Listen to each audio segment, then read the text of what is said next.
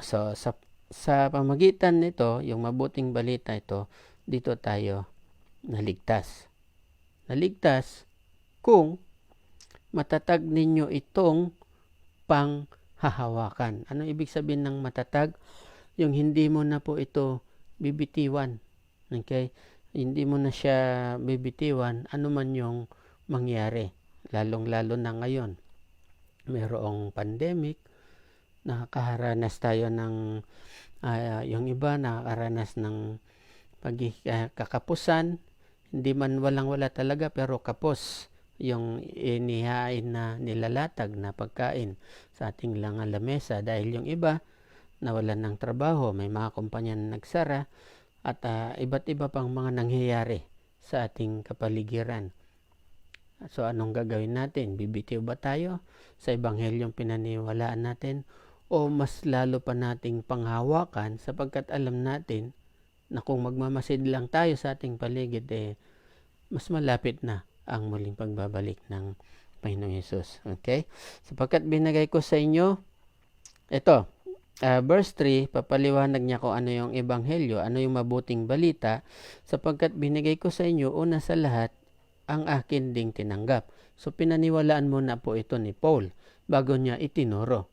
Okay?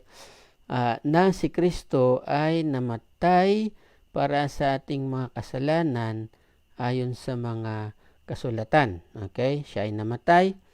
And verse 4, siya ay inilibing. Patunay na siya ay namatay. Hindi mo naman ililibing ang isang hindi namatay. O kahit nasabihin mo ng clinically dead. Pag clinically dead, hindi pa rin siya namatay kasi kumbaga, ibig sabihin kasi ng clinically dead, kumbaga nawalan lang siya ng hininga pero nabuhay din. Pero ibig sabihin, pag namatay na, talagang namatay na, nilagyan na siya ng mga spices at inilibing. Okay? Si Kristo ay namatay. Namatay para saan?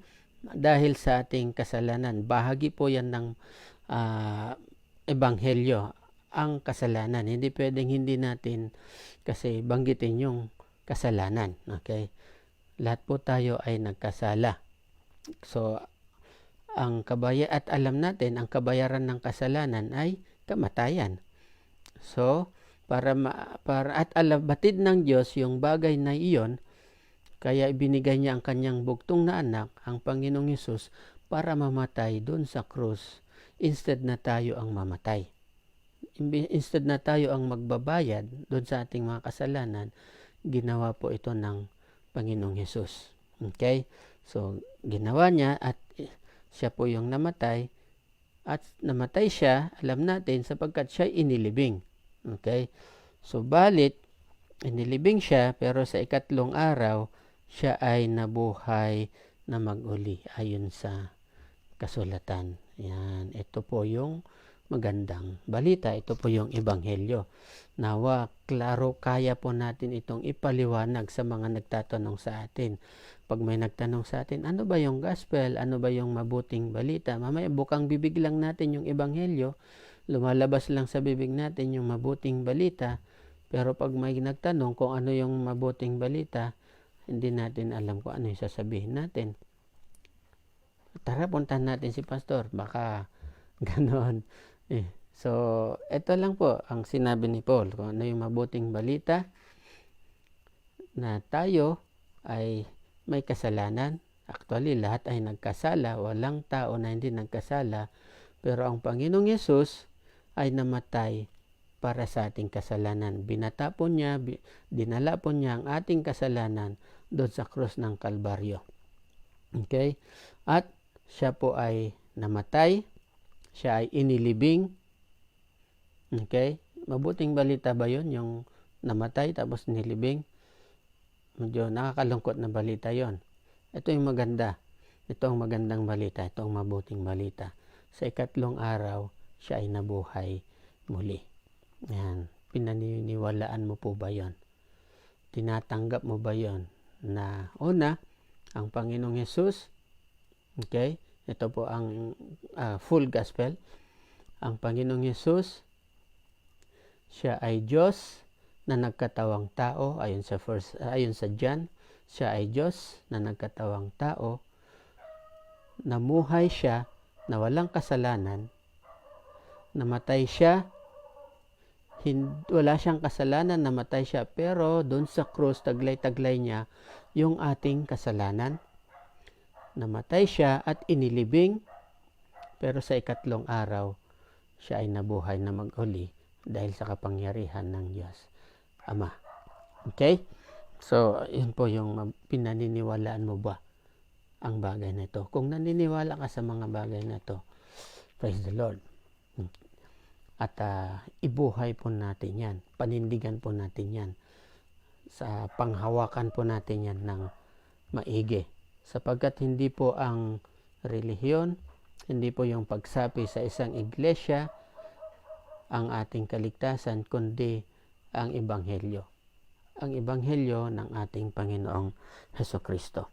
Ito po, papatunayan ngayon ni Paul na totoong nabuhay ang ating Panginoong Jesus. Dahil meron pong mga witnesses. Okay? Magiging bulaan ang isang saksi kung hindi totoo ang kanyang sinasabi.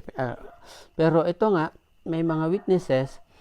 Sabi dito, siya'y inilibing, sa verse 4, siya'y inilibing at muling binuhay ng ikatlong araw ayon sa mga kasulatan, at siya'y nagpakita kay Cephas. Si Cephas po siya sa Pedro. Okay, si Simon Pedro. Hindi lang po siya nagpakita kay Peter, nagpakita rin po siya sa 12. 12 meaning yung 11 na alagad plus si Matthias na siyang bago. Hindi po nakasama dito si Judas Iscariote sa 12. So kasama na po dyan si Matthias na siyang sumunod na naging apostol kapalit ni Judas. So yung 12 na yan, hindi po kasama dyan si Apostol Pablo. Okay, at siya nagpakita sa 12. Pagkatapos na nagpakita siya ng minsanan at sa isang event, sa isang pagpapakita, nagpakita siya sa 500. Okay, 500. Yung 2 o 3 witness ay tinatanggap na po yan ng mga Hudyo sa kanilang Jewish court. Pero yung 12 na witness, matindi po yan. Lalong-lalo na po yung 500 na witnesses. Okay? So pagkatapos ay nagpakita siyang minsanan sa mahigit na 500 kapatid na ang karamihan sa mga ito ay buhay pa hanggang ngayon. Hanggang ngayon na sinusulat ni Paul. Hindi po hanggang ngayon 2021. So nung sinusulat ni Paul ang sulat na ito sa mga taga-Korinto, doon sa 500 na yon, meron pang nabubuhay nung panahon na ito na sinusulat ni Paul. Okay, so bagaman sabi niya, bagaman yung karamihan sa mga ito ay bagaman ang iba ay namatay na. Okay, ulitin ko. Verse 6, pagkatapos ay nagpakita siyang minsanan sa mahigit na 500 kapatid na ang karamihan sa mga ito ay buhay pa hanggang ngayon, bagaman ang mga iba ay namatay na. Pagkatapos na nagpakita siya kay Santiago, ang Santiago na po na ito ay hindi po yung alagad kasi binanggit na po yung 12 kanina. Hindi si James na alagad, kundi si James na half-brother po ng ating Panginoong Yesus. Okay, nagpakita siya kay James na later on, nung pag-aralan natin yung Book of Acts, naging elder po si James sa iglesia sa Jerusalem. Pero nung ang Panginoon Hesus ay nabubuhay pa at nangangaral, ang mga kapatid niya, si James, si Jude, at yung mga babae ay hindi po naniniwala sa kanya. Pero naniwala po sila nung siya ay nabuhay na mag-uli. Okay? Pakita siya kay Santiago, pagkatapos ay sa lahat ng mga apostol. Pag sinabi mong lahat ng apostol, ibig sabihin, nung panahong ito, hindi na lang yung 12. Pag 12 na apostol, kasi nakahiwalay ito, magkaibang verse. Nasa verse 6, Yung una sa verse, tama na sa verse 6, yung nagpakita siya sa 12. O verse 5, nagpakita siya 12 apostol. Pero dito na naman sa verse 7, sa lahat ng mga apostol. So meron pang ibang apostol na nakasama din nila. So tandaan po natin, ang isa sa mga qualification kasi ng pagiging apostol, yung nakasama nila, nakita nila mismo ang ating Panginoong Hesus. Okay? Verse 8, at sa katapusan, sabi niya, tulad ng isang ipinanganak nang wala sa panahon, ay nagpakita rin siya sa akin, sabi ni Pablo. Maalala natin sa Acts chapter 9, sa papuntang Damascus. Inuusig po niya ang mga Kristiyano, papunta sana siya sa Damasco para dalhin, ibalik sa Jerusalem ang mga Kristiyano, pero nagpakita ang Panginoon Hesus sa kanya doon sa daan na yon papunta sa Damasco. Okay? Sabi niya, hindi karapat-dapat na tawaging apostol sapagkat inusig ko ang iglesia ng Diyos.